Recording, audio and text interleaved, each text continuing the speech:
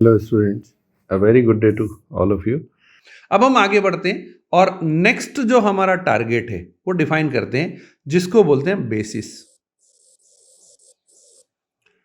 Basis इसका plural होता है। Basis is plural of basis. अब बेसिस क्या होता है? बेसिस हम ऐसे समझ सकते हैं, सपोज करो हमारे पास में ऐसे ऐसे मान लो कि एक फैमिली है, family number 1, family number 2, family number 3, family number 4, family number 5। अब हम आगे बढ़ते हैं और नेक्स्ट जो हमारा टारगेट है वो डिफाइन करते हैं, जिसको बोलते हैं बेसिस। बेसिस इसका प्लूरल होता है। Basis is plural of basis. अब बेसिस क्या होता है?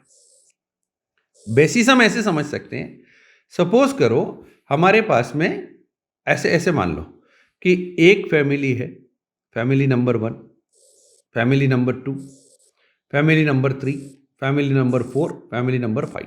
इनमें हमारे पास में नंबर ऑफ पीपल है, इसमें 5 हैं, इसमें 6 हैं, इसमें 4 हैं, इसमें लेट अस से 5 हैं, इसमें भी 5 हैं। अब अगर मान लो हमसे कहा जाए कि इन सारे फैमिली की डिटेल्स लिखो, तो एक तरीका तो यह है, एक तरीका तो क्या हो गया कि इन सब के एक एक करके नाम लिखो, लिस्ट लिख दो। लिस्ट में कितने लोग होंगे? तो ये टोटल 25 पीपल हो गए लिस्ट में, सबकी डिटेल लिख दो, इसका नाम ये फलाना ये। दूसरा तरीका ये है कि मैंने क्या किया कि मैं इनमें से एक एक मेंबर को सेलेक्ट करता हूं जो इसका रिप्रेजेंटेटिव है। एक लिया यहां से, एक लिया यहां से, एक लिया यहां से, एक लिया यहां से, एक लिया यहां से। और मैंने क्या किया कि लिस्ट ऑफ 5 बना दी कि ये एक को देखते ही पता लग जाएगा कि हम पूरी फैमिली किस किस की बात कर रहे हैं। दूसरे को देखते ही पता लग जाएगा कि क्योंकि ये रिप्रेजेंटेटिव है, तो बाकी सब इसको बोलते हैं डेरिवेटिव। बाकी सबको हम डिराइव कर सकते हैं किसकी हेल्प से? इन पांचों की हेल्प से। एक यहां से लिया, एक यहां से लिया, एक यहां से लिया, एक यहां से लिया, एक यहां से लिया। अब अगर मान लो मुझे मालूम है कि मैंने उन फैमिली मेंबर्स के रिप्रेजेंटेटिव्स को लिखा हुआ है, तो जब मुझे फैमिलीज की बात करनी होगी तो मैं क्या करूंगा? मैं इन पांचों के जो डिपेंडेंट हैं, जो इन पांचों के डिपेंडेंट हैं, उन पांचों के डिपेंडेंट्स को अलग से लिख लूंगा, तो मेरे पास में सारी फैमिली आ गई। ऐसे ही समझ लो कि ये तो वेक्टर स्पेस है जिसमें 25 एलिमेंट्स हैं, और हमको इस वेक्टर स्पेस के वो वाले एलिमेंट लिखने हैं जो जरूरी है। जरूरी है ये क्यों है? ये इसलिए जरूरी है क्योंकि ये 5 और ये 6 अलग अलग है। अलग अलग क्यों है? क्योंकि ये इंडिपेंडेंट है। ये इनको कमा के नहीं खिलाते, ये इनको कमा के नहीं खिलाते, ये इंडिपेंडेंट है। ये इंडिपेंडेंट होने के कारण हमको अलग अलग से लिखने पड़ेंगे। और दूसरी चीज क्या है कि चलो इनसे ज्यादा की जरूरत क्यों नहीं पड़ी? ये तो हो गए इंडिपेंडेंस के कारण हमको 5 चाहिए। ज्यादा की जरूरत इसलिए नहीं पड़ी क्योंकि अगर एक है, ये है, ये है, ये है, ये है, तो इन पांचों के डिफरेंट डिफरेंट कॉम्बिनेशन से हमको बाकी के सब कितने बचे? 20, वो सब मिल जाएंगे। तो ये दो चीजें हैं, एक तो इनके कॉम्बिनेशन से बाकी सब मिल जाने चाहिए, और दूसरी चीज कि ये सारे के सारे इंडिपेंडेंट हैं। तो ये दोनों चीजें अगर हम वेक्टर स्पेस में ध्यान रख लें तो हमको मिल जाएगा क्या? एक बेसिस। तो इसको मैं यहीं पे छोड़ देता हूं अभी, और हम डिफाइन करते हैं कि बेसिस क्या होता है। बेसिस वेक्टर स्पेस में बहुत जरूरी चीज है, क्योंकि इससे आगे का हमारा बहुत सारा काम चलने वाला है। तो ये ध्यान रखना, और ये स्ट्रक्चर माइंड में रखना कि दो चीजें जरूरी हैं।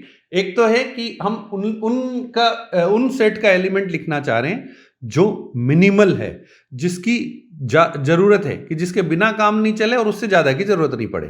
तो ये जो अगर हमने लिख लिया ना, तो ये बेसिस कहलाता है। तो ये दोनों चीजें क्या है? तो पहली चीज मैं डिफाइन करता हूं जो हमने यहां पे लिखी है, वो है लीनियर इंडिपेंडेंस। एक्चुअली तो लीनियर डिपेंडेंस डिफाइन कर लें या लीनियर इंडिपेंडेंस डिफाइन कर लें, एक ही बात है। कैसे लिखते हैं हम लीनियर इंडिपेंडेंस और डिपेंडेंस का मतलब क्या होता है? अब मैथमेटिकल स्ट्रक्चर की बात करें कि अगर मान लो y is equal to 2x ऐसे लिखा हुआ है, तो हम क्या कहेंगे? ये लीनियरली डिपेंडेंट है कि इंडिपेंडेंट? अगर x की वैल्यू को हमने बदल दिया तो y की वैल्यू अलग मिलेगी, x की वैल्यू को अगर कुछ और दे दिया तो y की वैल्यू कुछ और मिलेगी। तो ये डिपेंडेंट स्ट्रक्चर हो गया। क्यों है ये डिपेंडेंट? अगर इसको दूसरे तरीके से देखें, क्योंकि ये इस इक्वेशन को सेटिस्फाई कर रहे हैं। क्योंकि, और आगे देखें, क्योंकि ये इस इक्वेशन को सेटिस्फाई कर रहे हैं। जिसमें A1 और A2 जीरो नहीं है। A1 और A2 जीरो नहीं है। जीरो नहीं होने का मतलब ये रिलेशनशिप है। ये रिलेशनशिप तभी होगी जब A1 और A2 जीरो नहीं है, और ये रिलेशनशिप होने का मतलब डिपेंडेंट है। तो अब हम लीनियर डिपेंडेंस को उस तरीके से डिफाइन कर लेते हैं, बाद में हम लीनियर इंडिपेंडेंस को डिफाइन कर लेंगे। तो अब यहां पे मैं डेफिनेशन लिख रहा हूं लीनियर डिपेंडेंस की। A subset S of a vector space V is said to be, मैंने आपको कहा पहले हम लीनियरली डिपेंडेंट डिफाइन कर लेते हैं। लीनियरली डिपेंडेंट, उसको हम शॉर्ट में LD बोलेंगे। Linearly dependent if there exist these elements in S such that, या ऐसे लिख लेते हैं, and scalars A1, A2, AN belonging into F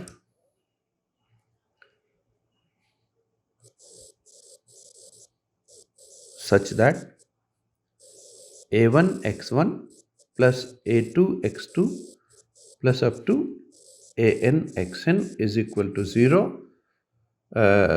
but not all AI is equal to 0। सारे के सारे अगर AI 0 हो गए ना, तो फिर वही वापस से स्थिति बन जाएगी हमारी कि यहाँ अगर A1 A2 ये 0 हो गए तो फिर गड़बड़ हो जाएगी। तो हम डिपेंडेंट स्ट्रक्चर की डिफाइन कर रहे हैं ना, तो उस केस में हम क्या कह रहे हैं, A1 और A2 अगर ये 0 नहीं है तो ये एक दूसरे के ऊपर डिपेंडेंट है। तो हमने यहाँ पे लिख दिया not all AI equal to 0। तो जैसे फॉर एग्जाम्पल हम कोई वेक्टर की बात करें, सपोज करो फॉर एग्जाम्पल हमने बात की, सपोज हम ले लेते हैं एक वेक्टर, लेट्स से 2 1, ये एक वेक्टर है, और दूसरा वेक्टर है 3 -1। अब 2 1 3 -1 ये दोनों लीनियरली डिपेंडेंट है कि इंडिपेंडेंट है, इसको चेक करने का तरीका क्या है? तो इसको चेक करने का तरीका ये है कि हम ये देखें A1 2 1 प्लस A2 3 -1, अगर इसको इक्वल टू हम 0 कर लें, देखो यहां पे क्या होगा, अगर हमने इसको इक्वल टू 0 किया तो क्या आ जाएगा, दिस विल इंप्लाई, ये 0 कब हो सकता है, जबकि 2A1 plus 3A2 equal to 0 हो जाए। ये जस्ट हम और मैं आप लोगों के लिए और सामान्य करके लिख, इसको हम लिख सकते हैं 2A1 plus 3A2 A1 minus A2 is equal to 0, या इसको ऐसे लिख सकते हैं 2A1 plus 3A2 is equal to 0 and A1 minus A2 is equal to 0। और ये तभी संभव है जबकि A1, इन दोनों इक्वेशंस को सॉल्व करके देख लो, A1 और A2 0 हो जाए। तो अगर इस लीनियर कॉम्बिनेशन में हमने देखा कि A1 और A2 0 आ रहे हैं, यहाँ पे A1 और A2 0 आ रहे हैं, तो इसका मतलब हो गया कि ये जो दोनों वेक्टर्स हैं ये दोनों लीनियरली इंडिपेंडेंट है। This implies that 2 1 and 3 -1 are linearly independent because they are not linearly dependent, या मैं दूसरे तरीके से लिख दूं, are not linearly dependent। ठीक है, और जब वो लीनियरली डिपेंडेंट नहीं है तो उसको हम कहते हैं linearly independent. So what is linearly independent?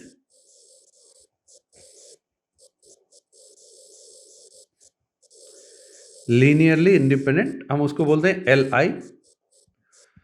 So linearly independent if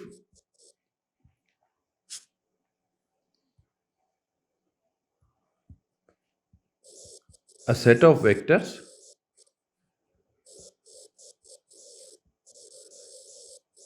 which is not linearly dependent। तो अगर मान लो सारे ए आई जीरो हो जाए तो लीनियरली इंडिपेंडेंट हो गया और नहीं तो लीनियरली डिपेंडेंट हो गया, जो हम एग्जाम्पल के थ्रू देख चुके हैं। ये एक चीज हो गई लीनियर इंडिपेंडेंस। बट इस फैमिली में हमने दो बातें कही थी, एक तो वो इंडिपेंडेंट होना चाहिए आपस में, दूसरी बात हमने कही थी कि उनकी हेल्प से बाकी सब एलिमेंट हमको मिल जाएं। इसको बोलते हैं लीनियर स्पानिंग। तो वो लीनियर स्पानिंग क्या होता है? So let me define first what linear span means theoretically, और उसके बाद में हम देखते हैं कि उसकी हेल्प से कैसे बाकी के एलिमेंट जनरेट हो जाते हैं। तो लीनियर स्पान क्या होता है? लीनियर स्पान इस तरीके से हम डिफाइन करेंगे वापस से। सपोज करो S be a set of vectors in V. कोई भी एस हमने जैसे पहले लिया था वैसे कैसे ले लिया। The sub space spanned by S is intersection of all subspaces of V which contain S। क्या हो रहा है यहां पे कि सपोज करो S1 है, इसके अंदर भी S है, S2 है, इसके अंदर भी S है, ऐसे हमने लिख लिए Sn है, इसके अंदर भी S है। इन सब के, और ये S1 S2 Sn ये सारे के सारे सब स्पेस हैं वी के। तो इनका जो इंटरसेक्शन होगा, इनके इंटरसेक्शन को हम बोलते हैं, जो इनका इंटरसेक्शन होगा वो भी एक सब स्पेस होगा और उसको बोलते हैं the subspace स्पान्ड by S. तो ये इसकी डेफिनेशन है। मैं इसकी डेफिनेशन के बजाय इस रिजल्ट की तरफ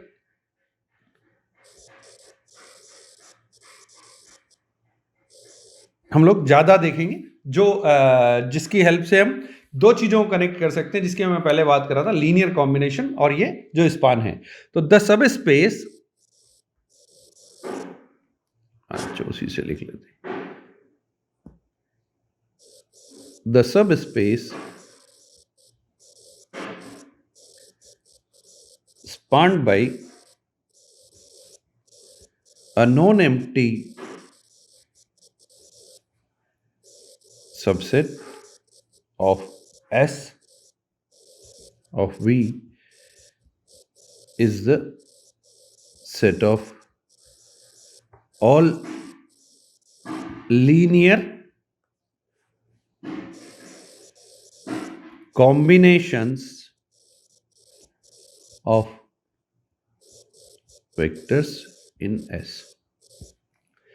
क्या हो गया कि अगर मान लो हमारे पास में S में, ये क्या कहता है कि अगर हमारे पास में S में ये एलिमेंट्स हैं, तो जो सब स्पेस की हम बात कर रहे हैं that is spanned by these elements is nothing but set of linear combinations. Linear combinations का मतलब हो गया कि कोई भी हमने एक एलिमेंट लिया y1, ये a1 x1 plus a2 x2 इससे आ गया, फिर हमने लिया y2, ये आ गया कहीं और से कुछ b1 x1 plus b3 x5, ऐसे करके हमने बहुत सारे जितने भी इससे लीनियर कॉम्बिनेशन बन सकते हैं उसे जनरेट कर दिए। तो जो लीनियर कॉम्बिनेशंस से बनने वाला सेट होगा, set of all linear combinations of vectors in S, that is the subspace spanned by this. तो अब इस पूरी उसको छोड़ते हैं, हमारे लिए क्या इंपॉर्टेंट है, वापस से मैं यहाँ पे आ जाता हूँ। ये समझने की जरूरत है, इससे वो वापस समझ में आ जाएगा। एक तो चीज हमने लिखी लीनियर इंडिपेंडेंस, कि ये फैमिलीज आपस में इंडिपेंडेंट है एक दूसरे से, और एक दूसरे से इंडिपेंडेंट हैं। उसके अलावा दूसरी चीज हमने क्या कही कि इंडिपेंडेंट होने के साथ साथ ये इस तरीके के एलिमेंट हैं, 1 1 1 1 1 जो रिप्रेजेंटेटिव हमने लिए ना, ये इस तरीके के एलिमेंट्स हैं कि इनके लीनियर कॉम्बिनेशन से बाकी के सारे मिल जाएंगे। तो ये जो minimal set of linear independent elements हैं, ये कहलाता है हमारा बेसिस। तो जो बेसिस की डेफिनेशन है वो यहीं से आती है, that basis is, so what's a basis? So basis is a linearly independent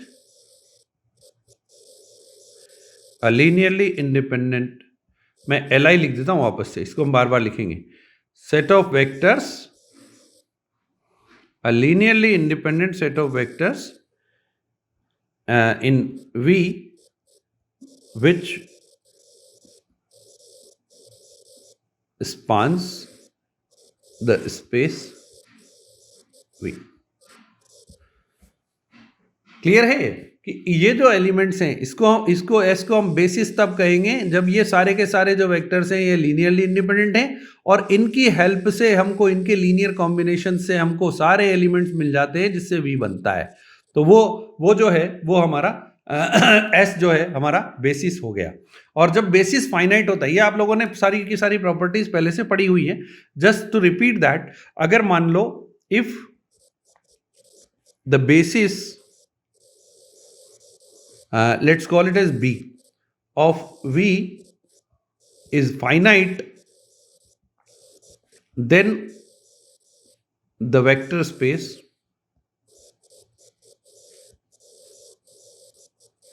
is called as a finite dimensional vector space। अभी डायमेंशन कहां से आ गया? Dimensional vector space.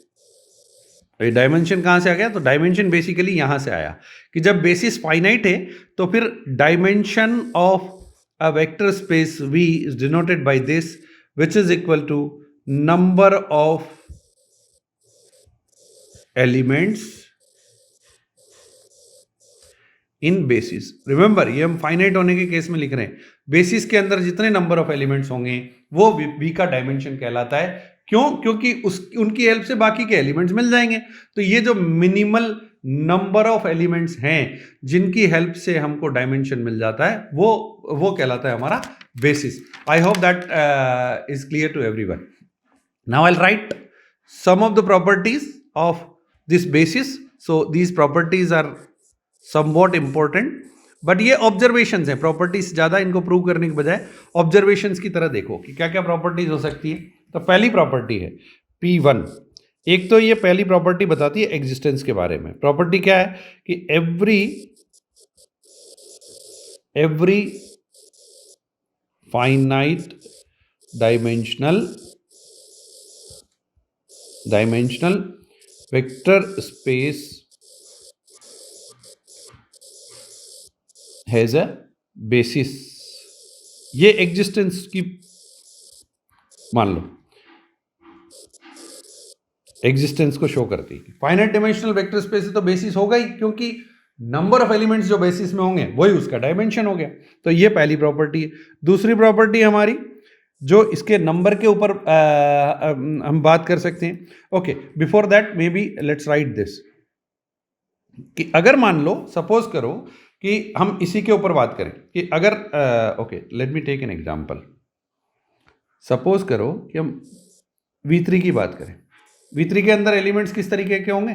तो V3 के अंदर एलिमेंट्स होंगे 1 1 2, तीन कंपोनेंट होंगे।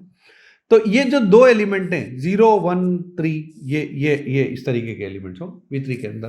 तो इसमें कितने एलिमेंट्स की, कितने वेक्टर्स की हमको जरूरत है ताकि बेसिस बन जाए? तो वेक्टर्स कितना की जरूरत है ताकि हमको बेसिस बन जाए? अगर मान लो हम 2 ही लें तो क्या बेसिस बन सकता है क्या? अगर 2 ही लें, जैसे यही ले लें, तो इनके लीनियर कॉम्बिनेशन की हेल्प से बाकी के मिल जाएंगे क्या? देख लो इनको, इनके लीनियर कॉम्बिनेशन की हेल्प से कि सपोज करो 2 × 1 1 2 प्लस 1 और 2 × 0 1 2 1 3, कुछ भी ले लो, यहाँ पे 2 ले लो, 3 ले लो, कुछ भी ले लो। तो जब हम इनको ऐड करते हैं तो हमको क्या मिल जाएगा? ये मिल जाएगा हमको 2, और फिर उसके बाद में 2 + 3 5, फिर उसके बाद में 2 × 2 4 9 13, ये एलिमेंट्स मिल जाएंगे हमको। और इसकी इनकी हेल्प से ये जो एलिमेंट्स हमको मिल रहे हैं, ऐसे ही अगर हम आगे बढ़ते जाएं तो हम देखेंगे कि सारे के सारे एलिमेंट्स मिलना पॉसिबल नहीं होगा। अगर हम यहाँ पे 3 ले लें तो फिर हमारा काम हो जाएगा। तो वैसे ही V2 में 2 की हमको ज़रूरत पड़ेगी, V3 में 3 की हमको ज़रूरत पड़ेगी। तो अगर हम 2 ले लें V2 में, 3 ले लें V3 में, तो वो नंबर ऑफ जो एलिमेंट्स हैं, जो नंबर ऑफ वेक्टर्स हैं, वो बेसिस बना देंगे। तो ये दूसरी प्रॉपर्टी ये कहती है कि अगर 2 हैं तो ये बेसिस तो नहीं बनेगा, ये लीनियरली इंडिपेंडेंट होंगे तब भी नहीं बनेगा। बट इसमें अगर एक और जोड़ दिया जाए, जो कि इनसे लीनियरली इंडिपेंडेंट हो तो बेसिस बन सकता है। तो ये क्या कहता है, ये कहता है कि every linearly independent subset of V is either a basis of V or it can be extended। जो मैंने कहा ना कि एक एलिमेंट जोड़ दो, हो सकता है बेसिस बन जाए। It can be extended to form a basis of V। ठीक है, तो लीनियर इंडिपेंडेंट सेट का बेसिस होना जरूरी नहीं है, पर अगर लीनियर इंडिपेंडेंट सेट है तो बेसिस की तरफ पहुंचाया जा सकता है। तीसरा, इसके नंबर ऑफ एलिमेंट्स की बात कर ले। अब नंबर ऑफ एलिमेंट्स में क्या कहेंगे कि अगर मान लो हमारे पास में कोई फाइनाइट डिमेंशनल वेक्टर स्पेस है, सो सपोज करो हम in n n dimensional vector space, अगर हम इसको एन डिमेंशनल वेक्टर स्पेस की बात कर लें, in n n dimensional vector space V a set of n plus 1 vectors is always linearly dependent। ये समझ भी सकते हैं कि अगर बेसिस में n डिमेंशनल वेक्टर स्पेस है ना, तो बेसिस में जब number of elements he n है तो फिर n plus 1 linearly independent vectors कैसे हो सकते हैं। तो इसका मतलब है कि n प्लस 1 वेक्टर्स का कोई भी सेट ले लो वो लीनियरली डिपेंडेंट ही होगा। इसको दूसरे शब्दों में दूसरे तरीके से अगर हम लिखना चाहें तो ये एक और ऑब्जर्वेशन के रूप में लिख सकते हैं कि in an n dimensional vector space V, okay, in an n dimensional vector space V, any set of linearly independent n लिख देता हूं, n any set of n linearly independent vectors is a basis of V। ये क्या कहता है, ये कहता है कि बेसिस यूनिक नहीं होता। स्टैंडर्ड बेसिस हम अलग बोलते हैं और बाकी के बेसिस हो सकते हैं। तो उसमें क्या चाहिए कि अगर मान लो n लीनियरली इंडिपेंडेंट वेक्टर्स का सेट मिल गया तो वही डायमेंशन हो गया, वही उसका बेसिस हो गया। तो ये कहता है कि अगर n लीनियरली इंडिपेंडेंट वेक्टर्स का सेट है तो उसको फिर हमने बेसिस नाम दे दिया। और हम पहले लिख चुके डायमेंशन क्या होता है वेक्टर स्पेस का। वेक्टर स्पेस के डायमेंशन को हमने कहा है कि अगर मान लो बेसिस फाइनाइट है तो फाइनाइट नंबर ऑफ एलिमेंट्स जो बेसिस के होंगे वही उसका डायमेंशन हो गया। ये यहाँ पे हमने लिख दिया। अब डायमेंशन से रिलेटेड कुछ एक चीज़ों की हमको और ज़रूरत पड़ेगी तो उसकी हम बात कर लेते हैं। थोड़ा सा और हम पेशेंस रखेंगे तो हम क्वोशंट स्पेस तक पहुँच जाएंगे। अब ये जो है ना, ये यहाँ से स्टार्ट होता है, सम ऑफ टू सब स्पेसिस। अगर हम दो किन्हीं भी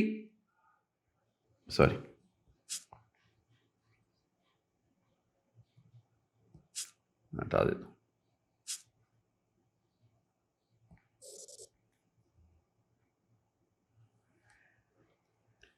ओके, सो कहाँ थे हम?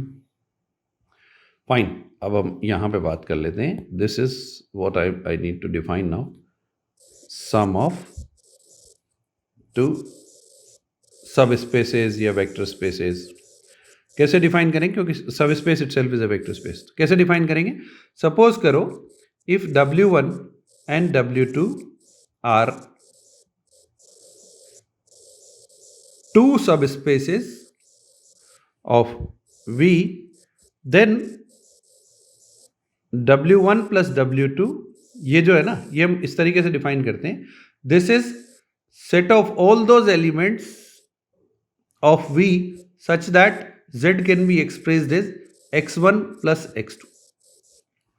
x1 is coming from W1, x2 is coming from W2। एक एलिमेंट W1 में से लिया, एक एलिमेंट W2 में से लिया, तो ये दोनों को अगर हम कंबाइन कर देंगे तो ये बन जाएगा हमारा sum of these two vector spaces. पर हमारे लिए यहाँ पे जिस चीज़ की ज़्यादा ज़रूरत है वो उसको हम लिखेंगे डायरेक्ट सम, क्योंकि ये जो है ना, ये डायमेंशन में काफ़ी हेल्प करता है। Now what is direct sum? So direct sum को हम डिफाइन कर लेते हैं. ये इसमें ना कॉम्प्लीमेंट्री सब स्पेसेस आ जाते हैं. क्या मतलब होता है उसका? Let's see that. So V is said to be, पहले हम डिफाइन कर लेते हैं, direct sum of two subspaces W1 and W2 if for every x belonging into V, x can be expressed as x1 plus x2, where x1 belongs to W1 and x2 belongs to W2. V का हर एक element इस तरीके से हो कि वो दो का सम हो, दो वेक्टर्स का सम हो, एक जो W1 में से आ रहा है और दूसरा जो W2 में से आ रहा है. तो इस केस में इसको we write V as W1 plus W2, ये डायरेक्ट सम का रिप्रेजेंटेशन. और इस केस में and we call W1 and W2 are called complementary spaces. Complementary subspaces. Complementary का क्या मतलब हो गया कि हमने कुछ एलिमेंट्स जो है वो W1 में से W1 में डाल दिए, कुछ एलिमेंट W2 में डाल दिए और दोनों को मिलाने से हमको वापस से V मिल गया. तो ये इस तरीके से हो गया कि अगर मान लो ये V है तो इसके अंदर ये W1 है और ये इधर वाला जो पार्ट है ये W1 हो गया, ये इधर वाला W2 हो गया और इन दोनों के मिलाने से हमको पूरा V मिल गया. अब इन दोनों में कुछ कॉमन हो सकता है क्या? तो कुछ तो कॉमन होगा. एडिटिव आइडेंटिटी तो कॉमन होनी ही होनी है. तो इसलिए इसमें ऐसा भी नहीं है कि ये दोनों बिल्कुल डिसजॉइंट हो, बट क्या कॉमन हो सकता है क्या नहीं, ये हमारा अगला वाला रिजल्ट हमको बता देगा. तो ये एक रिजल्ट है जो मैं यहाँ पे लिख देता हूँ एज ए थ्योरम, जिसके कारण हमने ये लिखा. ये रिजल्ट ये कहता है कि this says that V is direct sum of W1 and W2 if and only if V is equal to W1 plus W2, दोनों के कॉम्बिनेशन से V मिल जाए और साथ में W1 intersection W2 is equal to 0. मैंने अभी कहा था कि एडिटिव आइडेंटिटी तो कॉमन होना ही है, पर उसके अलावा और कुछ भी कॉमन होने की जरूरत नहीं है. तो W1 और W2 इसी तरीके के हैं कि W1 में जो एलिमेंट है W2 में नहीं है, W2 में जो एलिमेंट है W1 में नहीं है और दोनों के मिलाने से हमको V मिल जाता है. But except for this additive identity nothing is common. तो अगर मान लो ऐसा हमने डायरेक्ट सम डिफाइन किया जिसको जो ये प्रॉपर्टी को सेटिस्फाई करता है, तो फिर ये जो नेक्स्ट रिजल्ट है ना, ये डायमेंशन बताता है. ये क्या कहता है कि अगर मान लो हमारे पास में दो सब स्पेसेस हैं जिनके डायरेक्ट सम के रूप में हम V को लिख सकते हैं, V is equal to W1 plus W2. तो ये डिकम्पोजिशन है एक तरीके का. तो डायमेंशन ऑफ V जो है that will be equal to dimension of W1 plus the dimension of W2. कि अगर दो सब स्पेस हमारे पास में W1 और W2 कॉम्प्लीमेंट्री हैं तो दोनों के डायमेंशन को ऐड करने पर हमको डायमेंशन ऑफ V मिल जाएगा. So this was the result for which we wrote this direct sum. एक और चीज जो लास्ट है हमारे इसके रिव्यू के लिए, वो है कोशेंट स्पेस. ये आप लोगों ने पढ़ा है. ये लास्ट चीज मैं और लिख देता हूं क्योंकि ये भी डायमेंशन में एक महत्वपूर्ण भूमिका निभाता है. तो कोशेंट स्पेस को डिफाइन करने से पहले लेट मी डिफाइन कोसेट. ये भी आप लोगों ने डिफाइन किया हुआ है. कोसेट का मतलब क्या होता है? कोसेट का मतलब होता है कि अगर मान लो हमारे पास में लेट W बी अ सब space of V and you take alpha belonging into V, then this W plus alpha defined by this. W में से कोई एक एलिमेंट ले लिया हमने, suppose omega plus alpha, where W belongs to W is said to be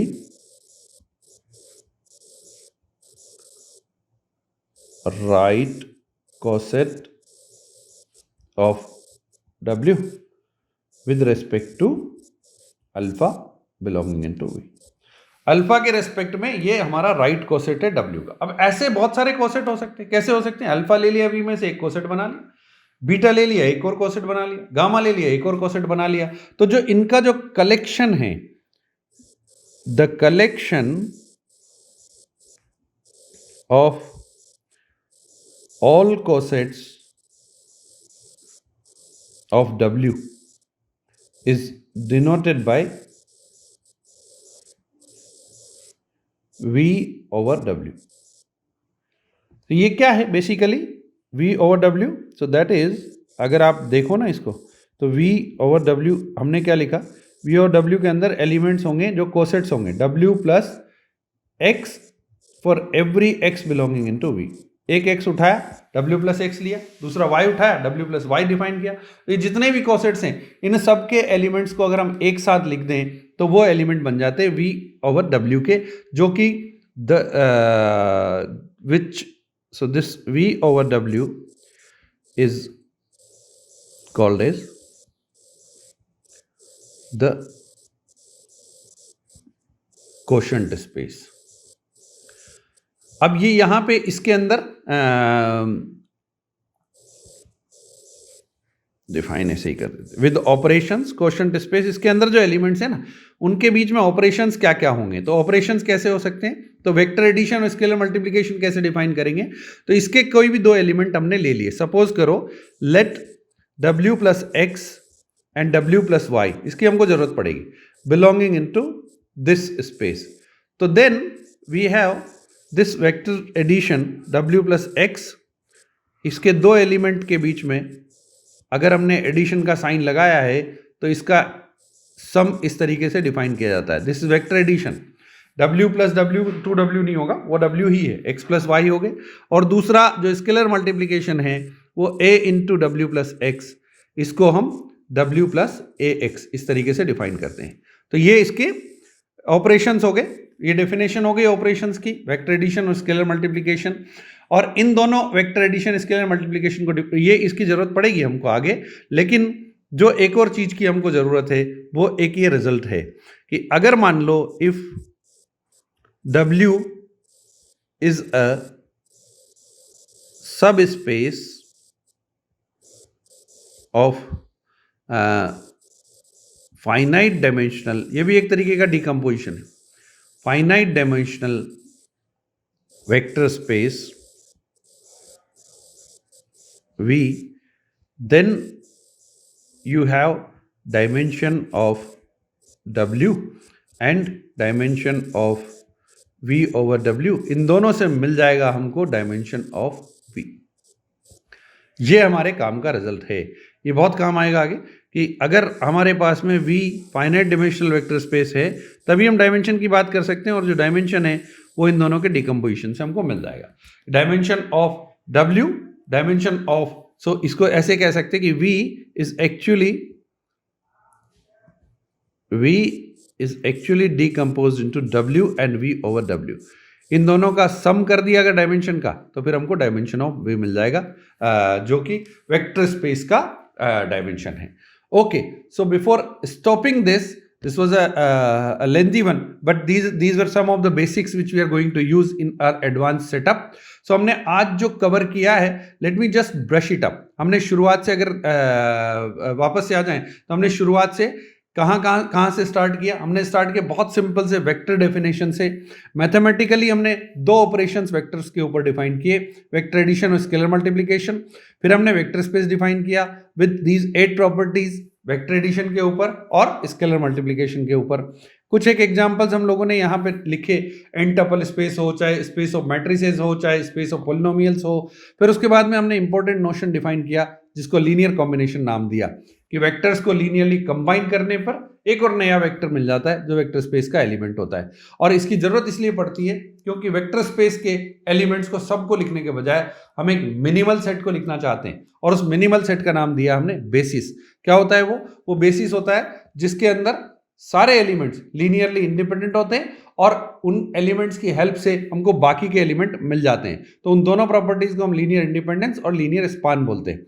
फिर उसके बाद में लास्टली हमने जो बात की वो बात की कोशेंट स्पेस की, और कोशेंट स्पेस में हम लोगों ने देखा कि डिकम्पोजिशन है कि अगर क्वोशंट स्पेस है तो वो इस प्रॉपर्टी को सेटिस्फाई करता है कि v का जो डायमेंशन है वो w और v ओवर w के डायमेंशन के सम के रूप में ऑब्टेन किया जा सकता है. So these were some of the basics which we are going to use in our advance linear algebra setup. Thank you very much.